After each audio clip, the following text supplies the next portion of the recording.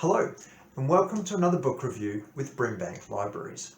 Today I'm going to be talking about Michel Houellebecq's latest novel, Serotonin. Now, you may have heard of Houellebecq before. He's published a number of highly acclaimed and sometimes quite controversial works, including The Elementary Particles, Platform, and Submission, which came out a few years ago. He's quite the provocateur in France, and he's well known for his controversial views and also for his novels filled with sad male protagonists, of which this is definitely one. This is not what I would call light pandemic reading. If you're looking for something uplifting, don't come to Michel Houellebecq. It's really not his forte. He writes a lot of sad, sexually frustrated male characters, and Serotonin is no exception. This is the story of a middle-aged French bureaucrat called Florent, who's been working on agricultural policy in the EU and other very exciting things like that, whose life just starts to really be totally bereft of joy, of any enjoyment. He starts to slip into depression and ends up being prescribed a drug called Catorix, which is a serotonin reuptake inhibitor, hence the name of the book, Serotonin.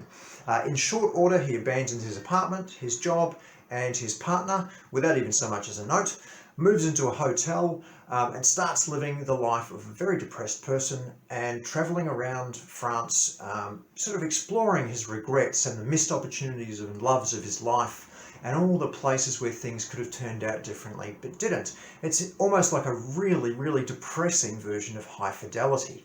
Now, it sounds like the sort of thing you really wouldn't want to read, right? I mean, who wants to spend that much time in the head of a really depressive person? But the way Houellebecq tells the story is what makes it so interesting, particularly after the first quarter or so of the book, which is not as good. It really starts to hit its stride, and you just get a fascinating insight into Florent, his life, how he became the way he is, and the broader society which can lead people to feel the way he does. As well as going on a tour effectively through the back blocks of rural France and seeing a lot of the fascinating sights there, and even learning a little bit about the products, because Florent, like a good Houellebecq character, likes his cheeses and fine salamis and things like that. So you start to sort of get an appreciation for the primary produce of France. But it's a fascinating novel.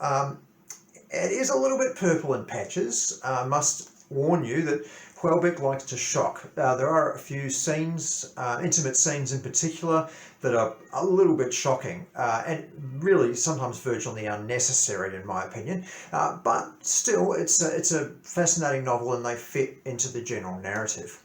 So if you're looking for something that's a little bit more challenging, it's something that's not uplifting at all, because this is not it. Don't expect happy endings with Michel Houellebecq. He's not really into giving them to his readers. But if you're looking for something that is just a fascinating insight into the mind of someone suffering from depression, and also a critique, if you like, of our contemporary society, then I really can't recommend Serotonin highly enough.